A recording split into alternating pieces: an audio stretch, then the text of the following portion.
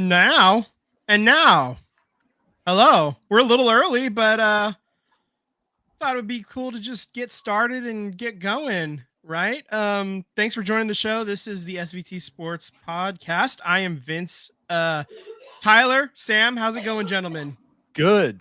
Right on. Good Mother's Day. Excellent Mother's Day. Got to do some golfing, so always fun to get outside and smell the fresh air. So right on. Yep. Yeah. Happy Mother's Day to all you mothers out there listening and watching. That's right. We have quite the show lined up. We've got some NBA stuff to talk about. Clearly, Tyler got the note. Sam didn't get his jersey on yet, though. We'll work on that. Oh my God. He's still got it about an hour and a half before tip off, so he's got some time. Let's see. We also got the Valkyries. They played the preseason games. We'll talk a little bit about that. We got some Bay FC. We've got a little bit of hockey update. Your Stanley Cup date as well in that. And then we're starting to get some football stuff happening again. So look out for some of that. So that being said, I guess let's start off at the top, and that would be the Warriors in the playoffs again. And they're playing Minnesota. They're down 2-1. They get the first game W in Minnesota. That was an 11-point win. But Steph Curry pulled his left hamstring with about 8 minutes left in the second quarter. He did not return. The following day, reports had him out for at least 1 week, depending on how the rehab goes. This makes his earliest possible return for Game 5, which is this coming Wednesday. And since I will the injury, have it be said though, he did do some warm up and some cardio work the other day. So yeah, he it wasn't at full speed yet. And hamstrings are notoriously tough because you think it's healed and then it's not, and when you do it that second time, it's even worse and it takes even longer and you got to be even more careful. So it is a very peculiar high wire act that we're on right now. How long do you make him rest versus you need him clearly because the Warriors have dropped the games 2 and 3 and they're playing tonight. If they don't get the win tonight at home in Game 4, that is a world of hurt. That game tips off at 7:00 as well. For those of you who weren't quite aware. So just real quick on Game 3, which was on Saturday. That's the first. In the first half, they had 0 3-point field goals made. That's the first time since the first round of the 2007 playoffs in the We Believe season versus Dallas. They ended up winning that game by 5. They led by 2 at halftime. Draymond fouled out. They lost by 5, and then they were leading it by 2 at halftime. Draymond fouled out with just under 5 minutes remaining in that game as well. And there was just a 4-minute scoring drought. Jimmy got to 33 points, but none of them came in the final 8 minutes of the game. I think he was just tired and the legs just weren't there. He's still probably healing from that bone bruise, the butt bruise from the first round. So it's just, I don't know. Kuminga chipped in 30 points as well, right? In Game 3. And it's, we need more of that from him tonight, but we need Podziemski to not go 1 from 10. That'll help a lot if he has a little bit of a better night tonight. And I mean, you only lost by 5. So, I still say, man, defensively, the Warriors are playing pretty sound. Yeah. I think what's really sucking is that you're playing a game almost every single game, and they've been doing it for over 2 weeks now. Yeah. So that's hard, especially when you're the older team. That's really hard. Mm-hmm. I have no doubts that they could pull a win out. It's just it's going to take every ounce of effort to do it. And I don't think Minnesota's offense is that mind-blowing, crazy offense. Say the OKC's or Denver's offense that just can blow a team out of the water. I don't think Minnesota's offense is that explosive. and it's going to take a full team effort tonight. Like, yeah, you may get 10 points out of Basinski, but if he's playing sound defense, if GP2 can play an ounce of defense that he played in 2022, I think you have a really good chance of pulling out a game here. I don't like the whole mantra of a must win. Every game's a must win, to be honest with you. This is the playoffs, yeah. But if you're going to consider must win, this is your last time to have a true home court advantage that I think you could get this game, right? If you have to play a game 6 here and banking that you just don't lose that game, I think it's more pins and needles. Like, this is the one you got to get this one. Going back to Minnesota, and which I would argue and say is probably one of the loudest arenas I've heard outside of Oracle back in the day. It's actually wonderful to see and wonderful to witness. So, yeah, I get it. Minnesota. Everybody likes the Timberwolves. Anthony Edwards. There was a little bit of racial issues going on, but I mean, outside of the bad apples, I'd say they're pretty good fans, and they show up for their team. So I like it, and it's refreshing to see. Yeah, like so far, like watching these games, I agree with what you guys are saying. I definitely think something was bothering Jimmy Butler's tailbone, and that's why he wasn't really trying to finish. I think he was scared of taking a spill and maybe, obviously the pain, but also damaging the injury even more. Last game, I thought he was doing a little bit better job at finishing, but some of these guys, they gotta do their part, as teammates that have to step up. So I think you're absolutely right where tonight is going to be a team game. I think there is going to be a Warrior that gets hot at the 3. But Jimmy and Jonathan Kuminga, they need to go at the cup, get fouls. That's how you have to attack. Those two guys have to attack. Draymond has to attack. And then Pods and if you're not shooting, attack the rim. Get fouls, get their bigs off the floor. So that's what I'm looking for. I think they're going to get the win tonight. I think they're going to defend home court. It's definitely going to be a close game, as every Warriors game always is. And as for Curry, man, I don't know if we're going to see him this series, but it's probably going to be 6 and 7. If he is, if you're going to see him, it's going to be those games. So I said it. Warriors in 7. I'm sticking to my guns. Yeah. I said Warriors in 6. That means they got to start winning the rest of the series. And that starts tonight, obviously. Kevon Looney needs to do better than 6 fouls in 18 minutes. I'll say that. And he's going to end up being important, playing important Gobert minutes, going forward. So, I also think TJD could get some run, man. He's got the freshest legs. No offense to Looney. Looney has been an absolute cornerstone for the Warriors dynasty that we've witnessed over the years. But, it looked like TJD was pretty sound defensively. It's going to be hard to stop Gobert. He's 7'5". You're not going to have a real chance to out-rebound him. He's going to win some rebounds. It's just going to happen. But throwing more bodies at him, especially ones that have fresher legs, I think that sounds like a formula to maybe have some success. So I wouldn't be shocked if you see more minutes out of TJD and kind of take some of the minutes away from maybe possibly Draymond, maybe possibly taking some of the minutes away from Looney. You know what I mean? So Moody, Moody needs to step up too. I have not seen Moody hit a knockdown 3 in a couple of weeks now, it feels like. Yeah. Draymond is 2 technicals away from a suspension.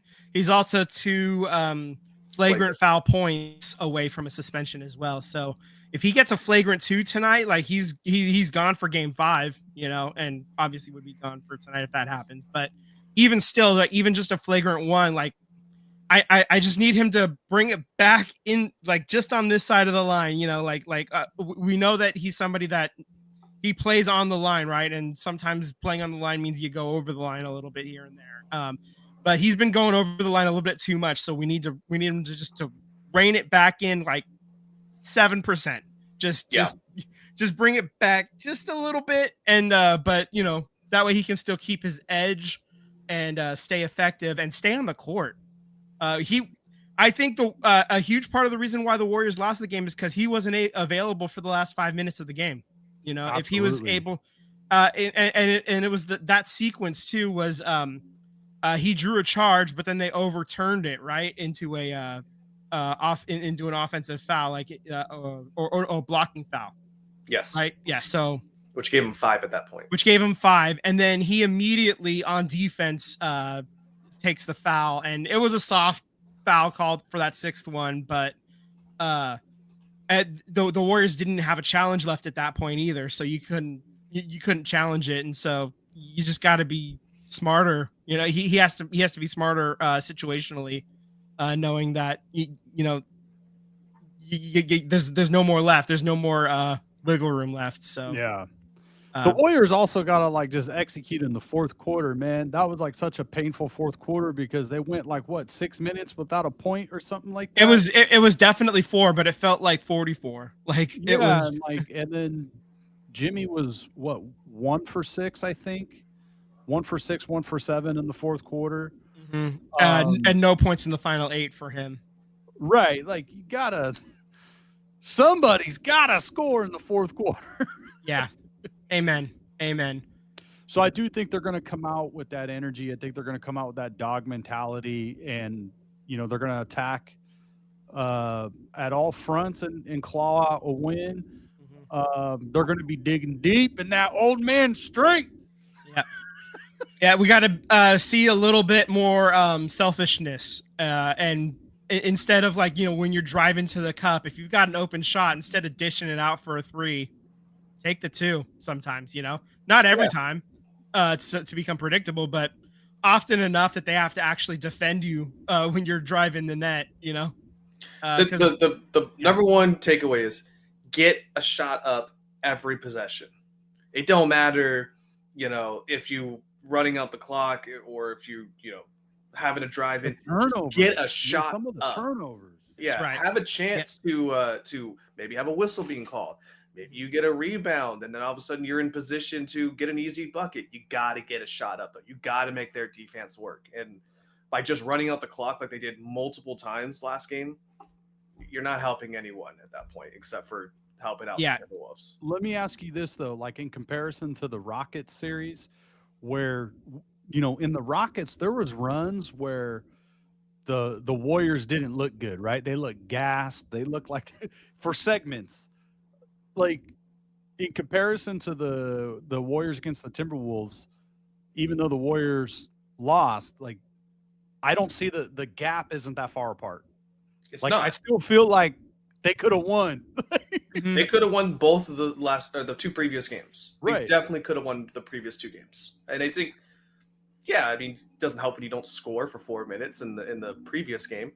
But even the game before that, there was just so many blunders, defensive miscues on, whether it be Kuminga missing an assignment or TJD missing an assignment, you know what I mean? So you got to clean up, but you don't have time to do it. There's really no time for them to practice. I guarantee you they probably haven't practiced in 2 weeks. They probably had enough time for a shoot around and some film session, but there has not been time for practice. You just don't. You're not implementing much new stuff at this point, especially you don't even have the rest. Yeah, especially when you don't have the rest. Exactly. Yeah. So it's going to be tough. It's old man strength, like you say, but you're going to have to dig down deep. And I don't know where you're going to find the inspiration. I can see where maybe some of the guys that are vets on this team could find that inspiration. But as far as everybody else, you got to find something. Dig deep, go to the memory banks, whatever you got to remind yourself that you got to push through, and you got to stay poised at the same time here. So it's gonna be a tough game. I do think it's gonna be a close game, or as they say, a clutch game. But nonetheless, I think the Warriors have a really good chance of pulling this one out tonight. Yeah, absolutely. And I think Game 6 is where most of the people talking think Steph will be actually available, is what it sounds like right now. There's a shot at Game 5, and I don't know though. If it's a 2-2 series, I think that they roll the dice and let him rest. If they're down 3-1, I think they have to bring Steph back and just hope for the best for Game 5. If they want to keep the season going beyond a gentleman's sweep in the second round. So that's I think that's where it's at. If you win tonight, Steph can rest until Game 6.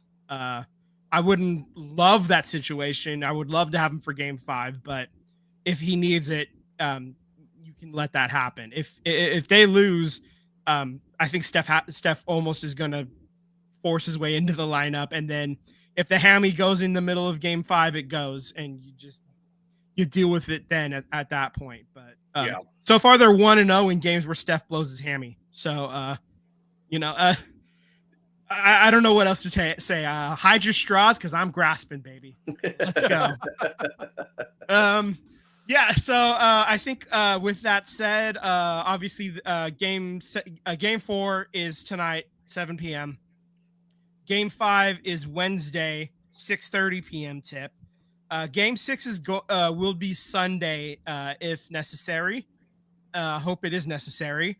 And Game 7, if that happens, that would be next Tuesday. So if we get to the point where there is a Game 7, we will talk about it then. If not, we will have the conclusion of this series wrapped up, and we can talk about it at that point next week. So, right on. Let's now just talk the playoffs in general. Right now, as I look up, Boston is leading the New York Knicks in Game 4. They are up by 12 as a free throw is sunk by Boston. I don't know who's up there shooting free throws right now. I just happened to glance up at that exact moment and saw the free throw go down. But so they are also down 2-1 after losing both games at home in Boston. They then win Game 3 down in New York, and they're leading Game 4 right now. So oops, all visitors in that series. Let's see. Cleveland and Indiana. Indiana is up 3-1. That's been a shocking series. That is shocking is a great word for it. Cleveland was, kind of penciled into the Eastern Conference Finals, but right now they are in a world of hurt. They need some of that 2016 magic to get back into that series. Well, it's not going to work, unfortunately. Yeah, I don't think Tyrese Halliburton's kicking anybody in the nutsack. Yeah. I don't think Tyrese Halliburton has put his nutsacks on somebody's head too, and drawing them to get ejected from a game in a series. Yeah, that too. That's the other thing. And then OKC and Denver, they're tied 2 games apiece, so that's a bit of a dogfight as well. Looking forward to seeing how that one plays out. Yeah, I would say in that series, man, if you do not like how players get officiated, that is going to be the most frustrating series, because obviously SGA is getting calls, but there were some issues last night where SGA was getting a call and then Jokic would do the exact same play on the other side and not get a call, So, yeah, I don't know what to tell you, man. Keep looking at the Vegas betting odds because they'll tell you what the final score is going to be, I guess. Yeah. Yeah. So each team is 1-1 at home in that series so far as they head back to Oklahoma City for Game 5, which will be tomorrow, I believe. Yeah. So that's what's happening in the rest of the playoffs. Let's move on to just the NBA in general. We had the NBA draft lottery that wrapped up about an hour ago, little over an hour ago. So, man, Nico Harrison has got to be pouring all kinds of shots right now because the draft lottery just saved his ass. The Dallas Mavericks with a 1.8% chance at winning the draft lottery. They end up with the number 1 overall pick. I said it before we started recording that being a Dallas Mavericks fan, like you're obviously you're happy, you're thrilled, you get the number 1 pick. You're about 98% happy, but also 2% pissed off that Nico Harrison's getting away with it, man. Like I just guys, they shouldn't have been in this situation to begin with, but guys, this is the most blatant stimulus package bailout I have ever seen Adam Silver ever do. You're telling me Nico Harrison, who did the most blunderous trade in probably NBA history gets bailed out at a 1.8% chance of getting the number 1 pick when they have never won the lottery. I mean, if I could put collusion everywhere on the screen, I would show it to you. That is absurd. You know what the moral of the story is? Ruxin. You know what the moral of the story is? Just trade your star player to the Lakers and you get the number 1 pick. Look at the New Orleans Pelicans. They traded Anthony Davis, and then all of a sudden, no. See, it's not trade your star player. It's you have to trade Anthony Davis. So Anthony Davis is the key of a 1.8. He's the key. Anthony Davis needs to be involved in the Most trade absurd somehow. Thing I've ever heard, man. So Nico Harrison must have done a deal with the devil and Adam Silver in this case, and said, "All right, I will be the scapegoat. You can rake me against the coals and media as long as you give me that number 1 pick." Here we go, man. Yeah. So here's how we make it. He's going to be like, now that we're healthy, we got all these guys back, and you add Cooper Fleck. That's a championship team. Yeah. No. See caliber. Yeah. So here's how we make this work for us. We put together a 3-team package where we get Giannis, and then Anthony Davis goes to Milwaukee, and then I don't know. Maybe that's a sign and trade with Kuminga ends up in Dallas or something. I don't know, but that's how you make that work, and we end up with Giannis. That's how the devil magic can work for us. That's I'm gonna. With Giannis being open, being receptive to being traded, and if you really want Kuminga to ball out tonight, guys, like you really want, if this goes, you want Kuminga to ball out because a sign and trade. That's the only way it's going to happen. No, the script has already been written, okay? Nico Harrison's going to get the number 1 pick, okay? Just this morning, Giannis has come out and said that he's really interested in joining a team that doesn't have state income tax. Texas doesn't have state income tax. What's also interesting is that Dallas Mavericks went out of the way to make sure that they signed Giannis's brother. Interesting. The script has always been written. He's going to go to Dallas. Anthony Davis is going to be partnered up with him. Kyrie Irving's going to show up middle of the season and be prime Kyrie Irving for some stupid reason. And they're going to have Cooper Flag. Championship team. Done and done.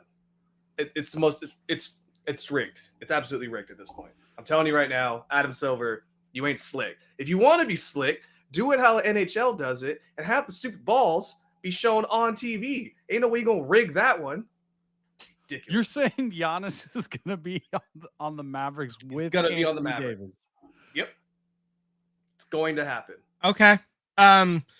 While you're working on your tinfoil hat with that, you're on an island, brother. I don't know about that. I'm not the only one.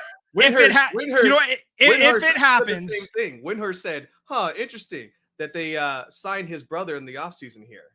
Yeah, I'm not the only one on this island here, okay? No. Okay. All right, sure.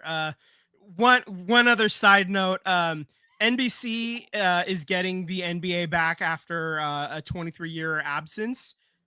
That being said, they are starting to announce some of the new hires, and a big one they announced is a special contributor. His name is Michael Jeffrey Jordan, I believe is how you pronounce it. Have you heard of him before? Yeah, pretty good guy. Pretty good name. Contribute while he's on the golf course smoking a cigar. That's right. Raking in all that Haynes money, that's a huge get. Obviously, Michael Jordan hasn't done really anything with any network since he retired. Basically, right? The last time, he's just because he was in ownership with Charlotte for a while, and he's just kind of just doing his own thing. But now he's going to be talking ball on NBC off and on as a special contributor, which means he'll just show up whenever he feels like it. I think whenever he needs to pay off a gambling debt, he'll just show up. I didn't say that. Get the foil ready. Oh, funny. You just flew in from Vegas? Yeah. Come on. He's working on being the expansion team owner there. Maybe we'll see. Yeah. That's what's happening here. Yeah, that's why he was in Vegas. Yeah, there we go. Aha! Excuses. All right. So I think unless there's anything else we got to talk about the men's side, I think we're ready to switch this over to a women's sports podcast for the next little bit. We got the Valkyries. They have had their 2 preseason games this past week. They ended up losing the first game to the Sparks by 1 point. They made the final 3-point shot to close the gap to 1 as time expired. So they were playing hard through the end of the game, even though they was out of reach. So I like that. They looked a little bit sloppy, a little bit out of sorts. Carla Late, I think is how you say her name. I'm still working on that. She's from France. She looked like she looks ready to go. Valerie Burton's been a little bit of a disappointment in the preseason. Maybe that's just her trying things and stuff. She's a veteran, so a little bit more wiggle room there. Caitlin Chen's on the bubble. They haven't announced who's going to make the final roster or not. I think she makes it, man. As much as I am a big fan of her, I don't think she makes the roster. When you're trying to fill out those 11 spots there, man, I just don't think she makes it. Yeah, it's going to be close. But there's also going to be times during the season where they're going to need to sign extra players here and there, especially with the European championship happening later this summer. So the Valkyries could lose as many as 6 or 7 players to that. So there'll be plenty of times for her to get at least some real WNBA action if she doesn't make the initial roster. Cheyenne Sellers, the second round pick, was cut. I don't recall if we talked about it last week or not, but she was cut and she ended up landing claimed off waivers by Atlanta. So she gets to go. Atlanta cut her today, and then Atlanta cut her as well. Since then, I didn't see that part of it. They waived her today. Yeah. So breaking news again. So I mean, I don't know. Something's up with the injury, maybe. So we'll see if she can get better and get healed, and wherever she ends up, I hope it's that knee, man. Just unfortunately, and we said about this earlier today. There's just not a development league in the WNBA, so a lot of times these players who could be hurt or a fringe player, they don't get to stay on your team's roster, nor do they have an opportunity to go to a development league to either, let's say, rehab the injury to get back onto a team, or just be on a team's roster so they can be shelved. So right. Hopefully, one comes about. I don't know when, but it'd be great. Yeah, I mean, you look at the league as a whole, they're going to be expanding another 2 teams next season. So the Valkyries are the 13th team. They'll be up to 15 by 2026. And I believe the plan is to be at 16 teams by 2028. And they have about a dozen cities that have submitted bids to become that 16th city. So there's no shortage of interest from cities to have a WNBA team, and perhaps that creating a developmental league of like 6 or 8 teams, maybe that's a way to help some of the smaller cities that maybe don't get that 16th team right away. That maybe that's a way to maybe get them some professional women's basketball, and also help the WNBA get stronger as well. So after the NFL, they got the practice squads. You have like some type of practice squad, and when the teams play each other, your practice squad players like play against theirs, and like some type of practice squad tournament. Right. Yeah. Something. Yeah. Yeah. They did get a win on Sunday at the Phoenix Mercury. The Phoenix had a lot of turnover. Diana Taurasi retired after 22 seasons or something like that. And Brittany Griner left and went to Atlanta. So they're kind of trying to figure it out a little bit too. Although they did bring in a couple of players. I'm blanking on it from Connecticut. I'm blanking on her name. But anyway, the point is Phoenix is going to be an interesting story as well, just seeing how they react to losing everybody and going forward from there. So I did look at a The Athletic did put out their power rankings for the WNBA heading into this season. Right now, as it stands, the Valkyries are sitting 11th out of 13. That doesn't totally shock me. They're an expansion team. But when you lose, but the teams that are below them are Connecticut and Washington in the power rankings. Connecticut had a mass exodus, a ton of players left. So that's why they're down below the Valkyries. And then the Washington Mystics, there's a lot of young rookies. Like they had like 3 draft picks in the first round or something like that. So there was a lot of young players, unproven players there as well. So that's kind of why they're down that low as well. So that's kind of where the Valkyries sit as the season begins. We have the season opener Friday, 7 p.m. They're playing the LA Sparks at home. So that I've ordered my hat. I hope the hat comes in time. I think it will. They gave free expedited shipping for me, so hopefully that hat shows up just in time for me to throw that bad boy on Friday. Nice. Yeah, I'll be honest with you. I mean, I want to watch more, and I will. But Warriors are taking precedence, unfortunately. Of course. Yeah, no, it's playoff basketball versus preseason. Yeah, no, totally, absolutely. I just, it was on. Thankful they made the show. No. They, I did do the double screen thing that I've occasionally posted on social media, where I'll have the important game on the big screen, and then I'll have the other game on the tablet, and then when halftime comes, I'll throw I'll make the switch for a few minutes. And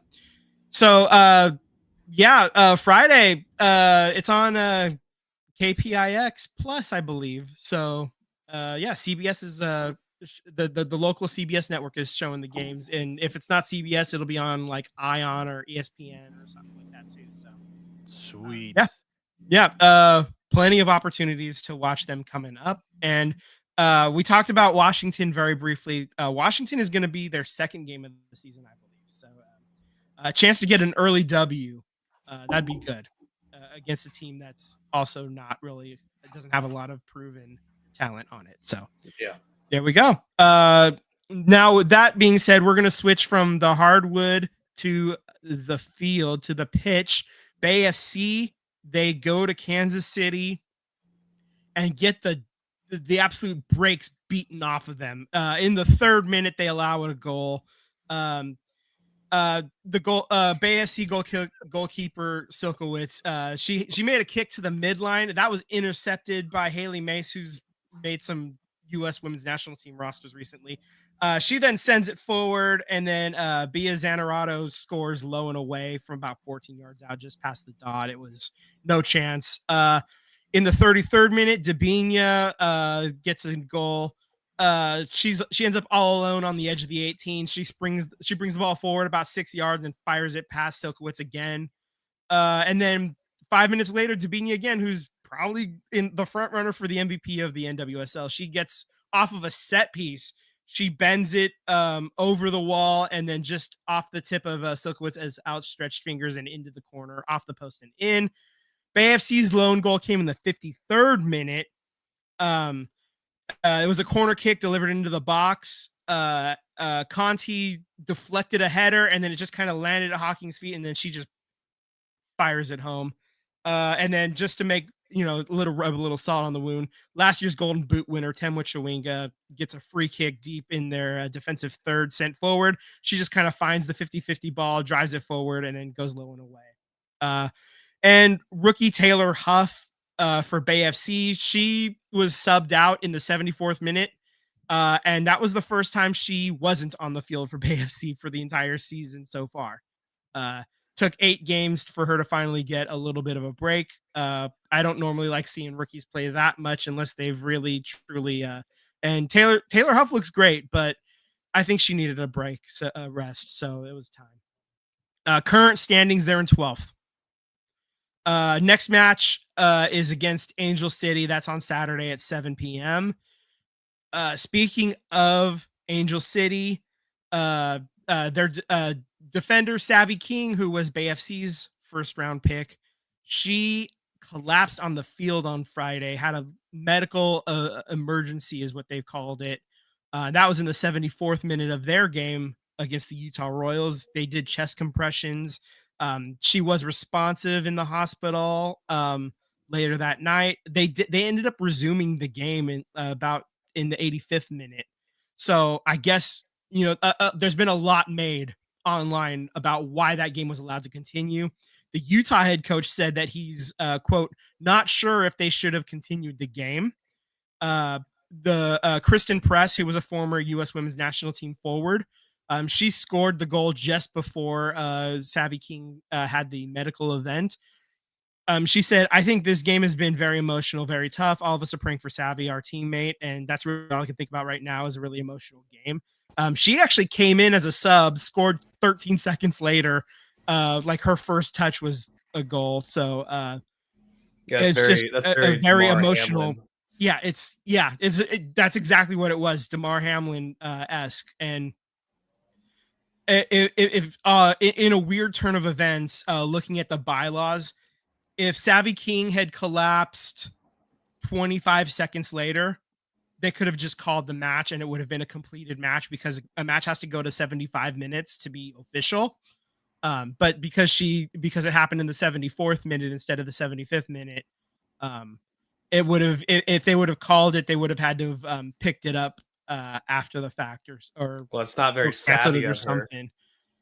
Yeah, because she planned on having the the event happen. So she's doing fine. It sounds like everything that I've read is like, everything's positive, and she was the BFC's first round pick last season. She got traded to be closer to home down in LA in the off season, so that's why she was there. So her family was like, there, and they were able to be at the hospital with her. So it looks like everything's on trending upwards for her, and that's the most important thing. But guys, this whole, like, they honestly shouldn't have let that game continue, and there are bylaws that could have allowed them to, not continue the game, but for whatever reason, the commissioners are going to commission her, man. It's just like Jessica Berman keeps doing. Did the referees call the league and say? It sounds like that they did have discussions, like they talked about it with whoever, but it for whatever reason the decision was made to keep playing. And I mean, I've read every article on The Athletic trying to figure out why they decided to keep the game going. I haven't seen them come to any conclusion on why it was a better decision to play on instead of just call it, man. And it's because if both teams are you know what, let's get out of here. Yeah, at that point, just call the game. Yeah. Yeah, so it's just it's bad. It was bad luck.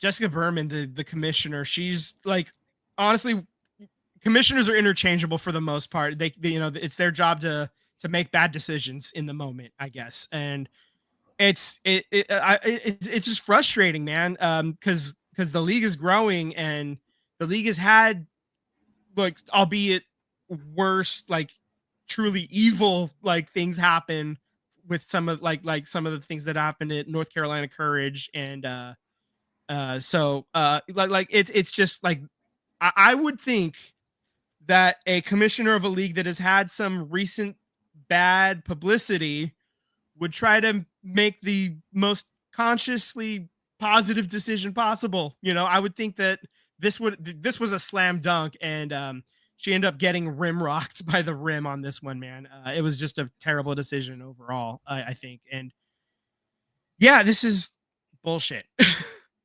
Yeah. I hate that happened. Obviously I'm glad that Savvy looks like she's going to be okay. But it's just stupid, boneheaded decisions, and just another PR nightmare that Jessica Berman self-inflicted upon herself. Yeah. Yeah. Okay. That being said, there is news about the U.S. women's national team. Basically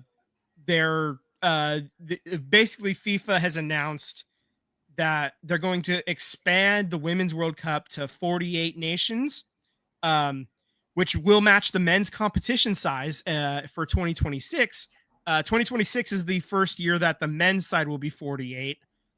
So it sounds like that they got a plan in place and they're going to make it work for the men. So they're applying it to the women's side as well. Oddly enough, USA is going to be either a host or a co-host of both the men's and the women's competition in the first season, the first year that they do 48 teams. So all I'm saying is that a weird coincidence there is that with the new Pope, USA is going to win a World Cup. I'm just saying. Track record, tracks, baby. Yeah, I mean, Argentina, yeah. Oddly enough, and then you had Germany with Benedict right before that. Oddly enough, I'm just saying. Jeez, Lou. Is that the streak? Is that whoever the? I'm gonna double check. I'm gonna double check when Benedict took over versus when Germany won the World Cup. But it's fact. Yeah. When Benedict took over, Germany did. And Germany's was in 2006, right? And then Argentina just won in 2014 when oh my God. Like, I'm not saying it's happening this next. It's not going to happen. It's not going to happen. It can't happen. Keep the track record tracking here, But I'm just saying there's a pattern. This is so off topic, but when the Pope got announced and they were, all the people, the Catholics were there screaming, losing their minds. Yeah. I look over at Julie and I go, they're all shouting, USA, USA. Yeah, that's what they were shouting. Oh, Lord. Okay. That being said, the only Wrexham update we have is the season's over. They're heading to the championship. Wow. And the team themselves, they're heading to Las Vegas to have some fun. To do it for a third time. That's right. And season 4 of Welcome to Wrexham is going to be Fuego. So there is your update from the pitch. Now let's turn to the update from the farm. The Barracuda were in the playoffs. They end up losing their series against the Colorado Eagles. They drop game 3 in overtime 3-2. And then game 4, Colorado gets the win 3-1. So that's a little bit unfortunate. The Barracuda just a lot of players were injured as well, so it wasn't terribly surprising that they ended up losing. But if they could have had McMadoll in there and a couple of other guys, that would have been possibly a game changer. So they should have sent Macklin Celebrini down. He's a little preoccupied. Because Macklin, we'll get into that in just a second. That's a little teaser for you. If you hold on for about 2 or 3 minutes, we'll get to that. But just one last thing, note from the Sharks down on the farm. They are hosting a draft watch party on the 27th of June at the Tank. They will be picking second. Tickets are free for that event. So as long as tickets are still available. I know you guys put out an amazing short, by the way, and if you want to watch that short, please like and subscribe, go on YouTube, and check out our channel there, boys and girls. You guys put out an amazing short on the draft picks. I unfortunately had really bad migraine and wasn't going to be able to watch with you guys. But you know what? I agree with some of your points onto it. There's a good chance that the Islanders are going to Islander this. And, it's a non-0% chance. That's all I'm saying. Yeah. There's a non-0% chance they go full Islanders. And it's a good chance that we end up with that defensive man anyways. So Schaefer, yeah. I'm not gonna be mad at either way if it's Schaefer. I mean, obviously, I think with Schaefer, with Schaefer, yes, he's going to start, but there's probably a good chance that it's going to take him 2-3 years to really develop into what he could potentially be. But he's also good enough to do that development up at the NHL level, I think, too. Right. So, and that'll be good as long as it's not too as long as he's able to learn quickly, But yeah. Yeah, and again, Misa's another pick where I think he could play right now, given that the If you situation get here. one or the other, I mean, Yeah, Yeah. it's Truly. you're fine. You're Yeah. fine. You know, Yeah. I'd prefer the defenseman because it seems like that's the consensus number one, and it's a position of need. So Mhm. it seems like that'd be great. But at the end of the day, if you add, I don't want to say a Hall of Fame player, but like a really good player with the already really good players you have, and they're on the big team, that's a huge win. That's a person that you don't need to go out and get in free agency or trade or do Totally. whatever. You know, and this team needs scoring. They need more scoring, just as much as they need a goalie. Yeah, well, like we always say, a goalie is a dime and a dozen. So you could have one that is absolute garbage for you, and then they go to Vegas and win a World Cup. But not that I'm sour about that. I mean, a Stanley Cup. Yeah.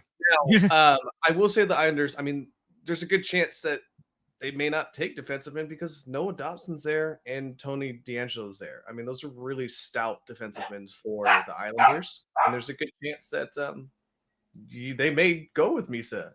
Now that I've kind of let the dust settle and I realize, Matt Martin's not getting any younger. I think your best player is Matthew Barzal for them. So as a right winger, I could definitely see them taking Misa with the first pick here, and we end up with Schaefer, which, hey, I ain't mad at it either. Either way.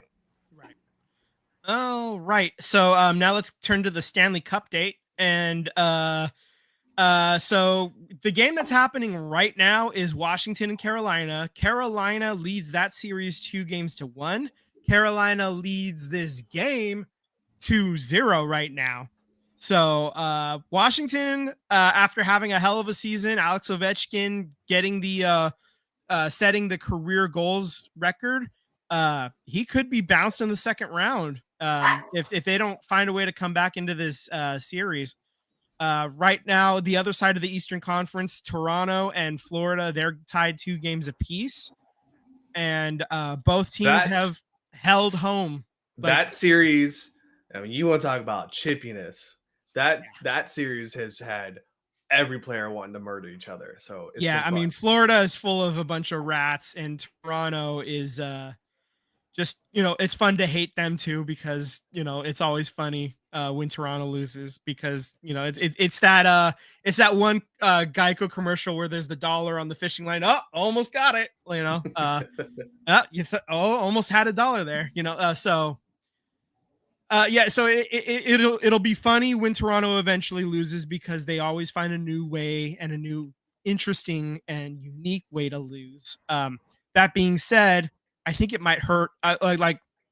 If they actually move on to the Eastern Conference Finals and then lose to Carolina or Washington, or hell, God forbid, if they make the Stanley Cup Final and then lose, the suicide watch we'd have to call on Toronto. Oh my goodness. Because they are going to lose at some point. That's going to happen. We're only a couple years away from Toronto falling off of the cup, and that because they replace the rings as they get as they go. And if that happens, they'll be the first original 6 team to not be on the cup, because every other original 6 team has won a cup since the 60s. So they're the only ones that have not yet. That have not won since the 60s, at least once. So in the Western Conference, Dallas is up 2-1 on Winnipeg.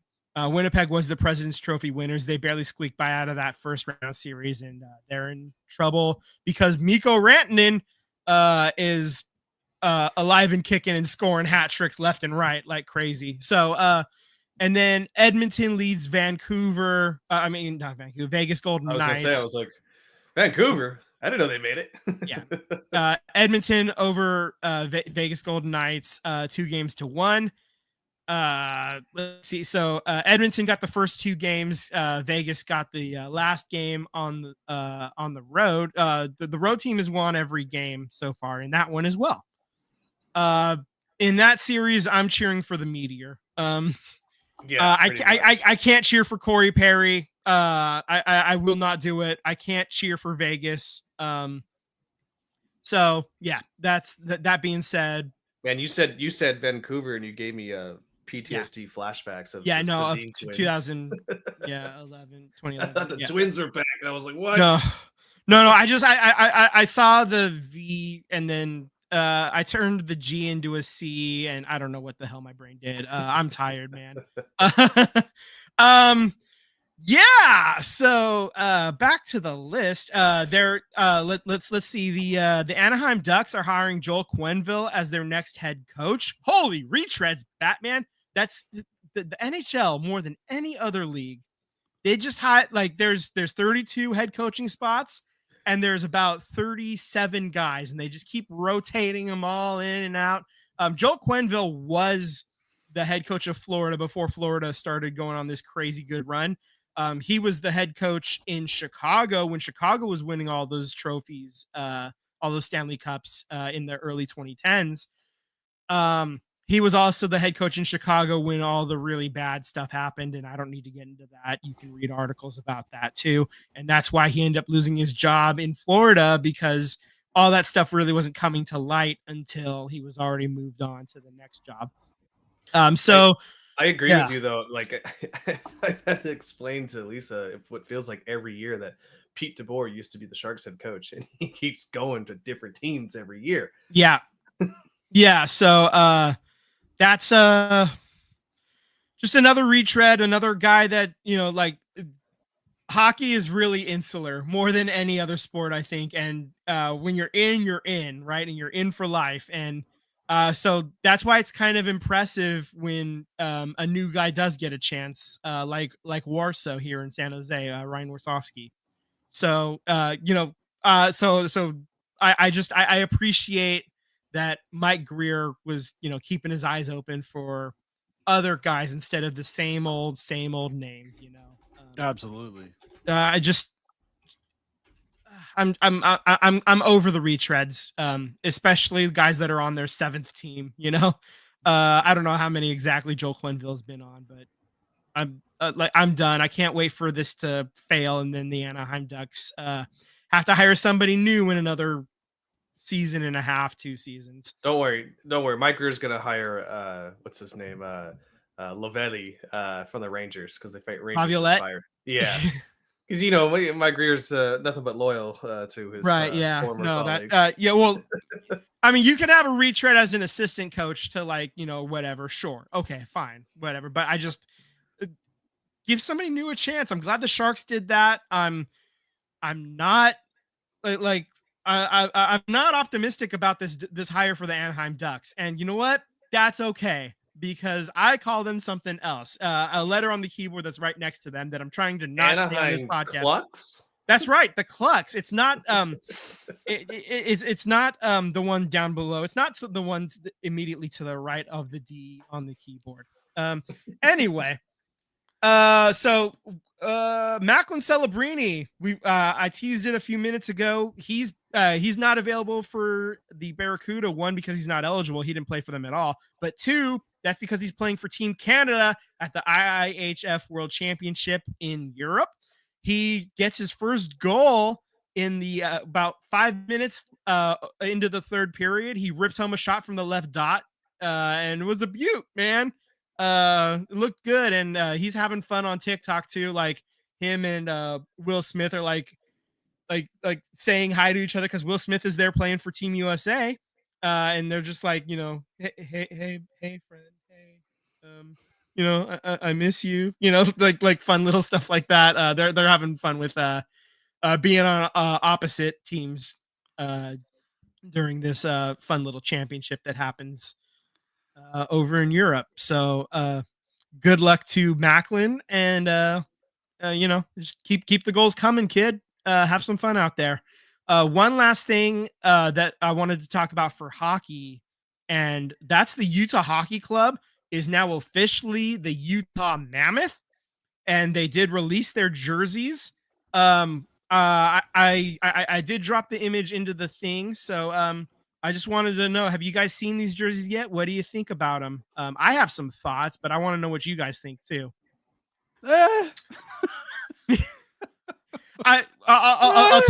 I'll tell you what I like is I like that they kept the color scheme.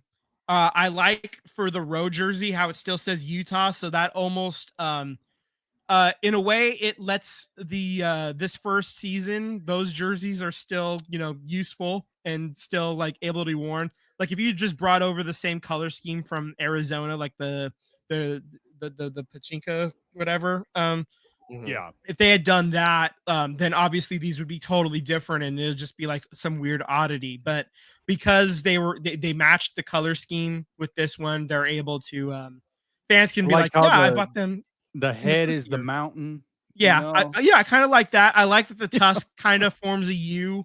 Um, I kind of like the baby blue, like the powder blue.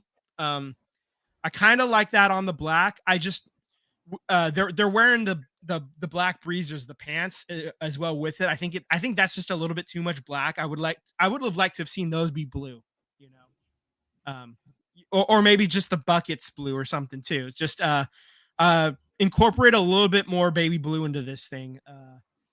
But other than that, I mean, it's fine. I mean, You know, again, I lawsuits or yeah, naming rights. once Yeti was made unavailable, this was obviously going to be the front runner top choice. Yeah, And I you know mean, what? it's all right. I think the logo feels like a minor league baseball team? Sure, but I mean, at the end of the day, it's not the logo. It's the history that they plan to make, and if it's got some memorable, historic moments that come out of this club, then I think I can look past the image of the mammoth and realize, hey man, they did something really cool in 2028 or something, So it's about the lineage that you're going to create at the end of the day. So Yeah, I like that they are doing the established 2024 inside the neck too. So and then on the home jersey, the blacks, you got the Utah State logo. So it almost kind of like they're trying to keep the Utah Hockey Club stuff that they had started. So that way, like I said, the all the hard work that went into trying to make it happen on the fly basically for this past season, it's not completely just thrown into the trash. I like sure. that they're incorporating a lot of this stuff, and fans that spent those money on those away Utah sweaters this past season, they basically blend in almost perfectly into this season and going forward. So I'm happy for the fans that don't have to buy something completely different. Now that they're a second season in. Yeah, I mean, overall they didn't screw it up. I think that's the most important thing. This is not an L. And Yeah. when you're doing uniforms and anything, branding, um, if you're not taking L's, it's a W. You can look at Boss Nation FC for the NWSL and how terrible that was. That rollout was, and how they had to scrap the entire damn thing, just throw it in the trash and start over. They're not going to have to start Well, over with the Utah Mammoth. I'd say So that's it's good. it's certainly not the worst. I've seen Absolutely. worse. Like Absolutely. some of these MLB City Connect jerseys, Giants, Yeah, are those pretty those terrible. horrible. Yeah. They're pretty Horrible. bad. Yeah. So, Truly. The Giants always have the worst ones. Like yeah. out Yeah. of the City Connects, those are like like they got a classic jersey with the cream, the off-white, you Yeah, got the gray. I don't see the Yankees having any City Connect jerseys. Don't mess with it. Yeah. You don't need it. The Giants are a brand that doesn't need it. You messed it up. Yeah. And I mean, fans might fight us on that. It doesn't matter that like those like orange jersey, like the fading into the mist, into the fog jerseys, like they had a really good record in those jerseys. Doesn't change the fact that they're heinous. I'm sorry. You know They don't look good. They make fire, like absolute fire, is the Chicago White Sox. I know they may be a dog shit team, but their new City Connect jerseys where they're embracing the Chicago Bulls, I think that's a great one. I love it. I mean, Reinsdorf was due for a W at some point, right? I mean, What'd you say the other day, Vince? A broken clock is right twice a day. Broken clocks and whatnot. Yeah, that's usually the phrase that I go with. Just broken clocks and whatnot. Yeah, broken clocks are right twice a day. So every now and then he stumbles ass first into something that works. So glad that the White Sox can have something nice. I mean, to be fair, there's not many nice things happening. I like their jersey because it reminds me of their better team, which was the Bulls. Fair. But you know what? You know why they got a cool jersey? I'm gonna bring it back here full circle. Yeah. It's because the Pope made it so. Right. Yeah. Et nomine Padre Filii et Spiritus jersey. There we go. I made it work out of nowhere. Okay, that's the first time I tried that was some good improv Latin there. Yeah, exactly. Atta babe, Vinny G. Okay, so just one quick update. Carolina is now up 3-1 on Washington with about just under 9 minutes to play in this third period. If they hold on, they'll go up 3-1 in that series. So with that being said, let's move on to football. That's right. We have the first vestiges of the 2025 schedule they have released. Tyler, your boys, they're going to be hosting them boys in Philly on September 4th. Dak and Hurts have only played against each other 3 times in 10 matchups since Hurts has been drafted. That's kind of wild. So what do you think about the opening day, the opening game of the 2025 season? We knew you were going to host it. We just didn't know who the opponent was. Yeah, a lot of people thought it was going to be Chicago. There was a lot of talks about being Detroit. Could have been the Chiefs as well because you are playing them, and they do like to do those rematches. I just think Roger Goodell said, "God dang it, we haven't had a Dak and Hurts matchup in forever. We're gonna make it happen. There's no way you can get hurt. Game 1. So, yeah, bring it on. Don't threaten the Cowboys with a good time. Let's get this ass whooping done early. We'll see you later on down the season. So, yeah, I'm cool with it, man. It don't bother me none. You got to come to me first. So, another thing too was noted on Black Friday. That's always the Amazon Prime game. It is announced that the Eagles will be playing the Chicago Bears that game as well too. Okay, so, yeah. It seems like all the leaks are just about the Eagles schedule for whatever reason. Yeah, so. Yeah. So that's that's on its way, I guess. We'll be able to talk a little bit more about that.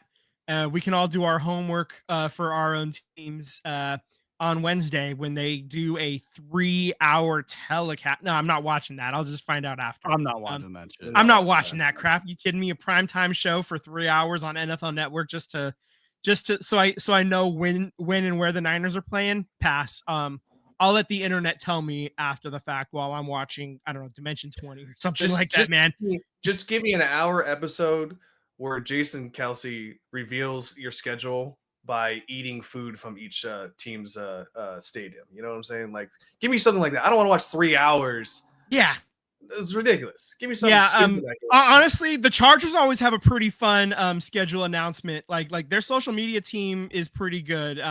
Which is a good thing because they don't the team's fine, but like they don't have much fans. They don't have many fans down there, so they got to have something going for them, right? And so I'm looking forward to see what superhero comic book freaking thing they do. They're just gonna have that. They're just gonna have that fan. I forget her name. Oh, the one woman that was like shouting, the Asian lady. Yeah. They're just gonna have her shouting out the schedule at people. Yeah, that'd be cool. I think I'll take you know what? Honestly, there will be worse schedule announcements than that. Like, you know what? The 49ers, I know he didn't work for the 49ers, but get the guy that yelled pizza and twist at the A's games to name out your schedule for yeah. Yeah, maybe. So along with Dallas along with Dak Prescott coming, he's bringing a new friend. George Pickens has been traded to Dallas. So glad that they took that. Oh yeah. So I think George Pickens is a pretty good number 2. You know, I as a number 1 wide receiver, he's overmatched and not going to work. But I think as a number 2 to CeeDee Lamb, I think he could have some success there though. Like just taking off my Cowboys hater hat and putting on my my cool, calm, collected, analytical hat, Sure, for just as a long as hot he doesn't second. create drama, because George Pickens doesn't create any drama. No, I'm just saying talent wise. That's all I'm saying. Like talent wise, as if Dallas ends up actually paying somebody, and he ends up being one of the guys that actually gets paid, who knows? Jaguars released wide receiver Gabe Davis, who was then Shocker. later seen on a plane heading toward the Bay Area. Gabe Davis is one of those, like, he's a home run hitter. He's gonna have 0 catches for 4 games in a row and then have a 4 touchdown game. Like that's the Gabe Davis fantasy football experience. Whatever. I mean, if he's able to help the team positively, sure, take a flyer on him, kick the tires, see if he's worth it. If he's not, you can cut him for almost nothing because the Jaguars are paying that salary. So that's fine. Sam, this one's a little bit more related to you, although he's not currently on your team. Derek Carr announced his retirement after 11 seasons. So, what do you have to say about that? Man, in a many years of not being a good football team, Derek Carr was like one of the few bright spots. And yeah, maybe there were some inconsistencies. And after that foot injury, it just seemed like he was not the same quarterback. And that's unfortunate. But I just want to say, like, how appreciative I am that he was one of the few bright spots on the team to watch. He was consistent. There was never any questions of like off the field problems. So he was a good quarterback. He wasn't a great quarterback. But to be a starting quarterback or a starting player in the NFL is an honor within itself. So I wasn't the biggest DC fan, but I'm not the biggest DC hater as well. Like, I think he's once a Raider, always a Raider type of stuff. He put up some great games. He had great games. He did take the Raiders to the playoffs. Unfortunately, he got hurt. And the Raiders came up short a couple of, those times that he was in the playoffs, but I'm appreciative that he was a Raider. He was a good guy, good teammate, and somebody I think, you could bring back as now that he's retired and things like that. Like, he should have a place within the franchise somewhere as an alumni. Absolutely. Yeah. I mean, you basically said it all. Yeah. What can you add? Just I think, he was a good player for more than a decade. He was a starting quarterback for more than a decade in the NFL. Nobody can say that he was complete trash. You don't survive in the NFL for 11 seasons if you're dog shit. And the Saints were mm-hmm. he retired. The Saints didn't do much to improve the quarterback room.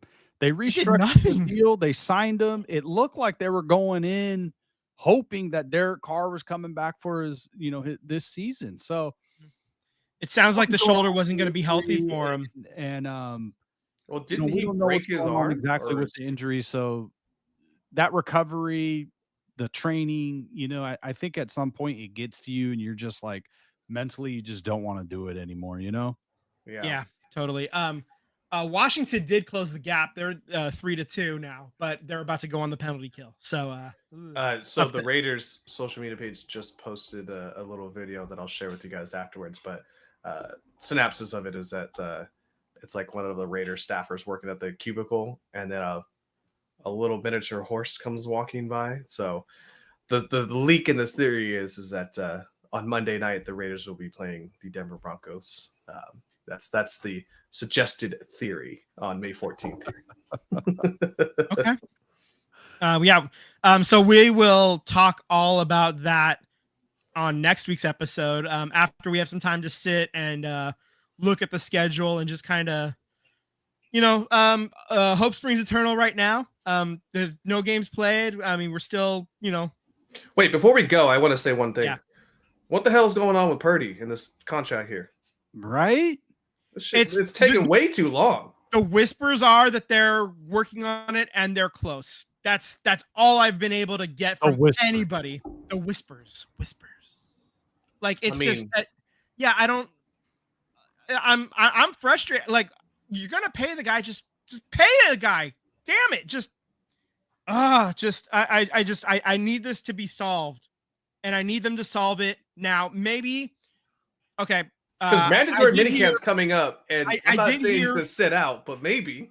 I did hear one, like, conspiracy theory, thing was like the extension is going to happen probably like after the mini camp or whatever, because and then he'll do he'll do like that hold in, because he just didn't want to put the put himself at risk at a mini camp.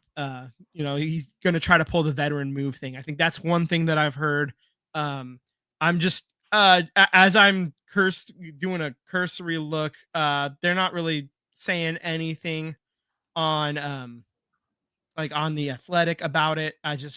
So whatever. What times, man? Yeah, I tough, just man. think, like, to close on it a little bit, I just think, like, man, like from a franchise or like a player perspective, where you're looking at, like, they grind every negotiation, and I think at some point that wears on players, like, I would think, Yeah. because especially with like the wide receiver room, but I think like sometimes it comes across wrong, where if you came to terms on the number, then like, come to terms on, stop nickel and diming every letter of the law of the contract. If you have the number, just make the deal. Yeah, it's ridiculous. You already know you're gonna pay him. Let's just announce it so that we can all move on with our lives, and and hope that everything works out okay for the Niners. They're still a significant betting favorite in Vegas for some reason. I don't know why, but I'm not so hopeful going into this year. But if they get a favorable schedule, who knows? And that's kind of it's not just who you play, but it's also when you play them. And when you've got a fourth place schedule, so if there's if there's a chance to bounce back, it would be now. So I just you're gonna pay him, sign him. That's where I'm gonna leave it at that. And I hope that next week I'm talking about Brock Purdy getting paid, along with a schedule that has the Niners going 17-0 and winning every single game, and nobody's ever going to beat us ever again, and life will be all sunshine and rainbows. Right? That's what's going to happen, right? Right? Sure. Sure. Right? There's a little bit of roadblocks in the way. Oh no! It's all going to be terrible. Well, Okay. on a good note, I think we're wrapping up here, boys and girls. Let's get ready for this Warriors game tonight. Huh? That's right. Yeah, absolutely. Tip-offs is in about a half an hour, so let's just go ahead and wrap this up. Thanks for listening to the show, everybody. Subscribe on YouTube, hit the bell for alerts when we go live. If you don't have time for the full episode on Mondays, we're putting out several segments on YouTube throughout the week. Follow us on social media at SVT Sports Pod. Slide into those DMs. Thanks for hanging out. And we'll catch you on the flip side. FJF. Go Dubs. Let's get this W and see. And we're talking about a series win next week, hopefully. Later, guys.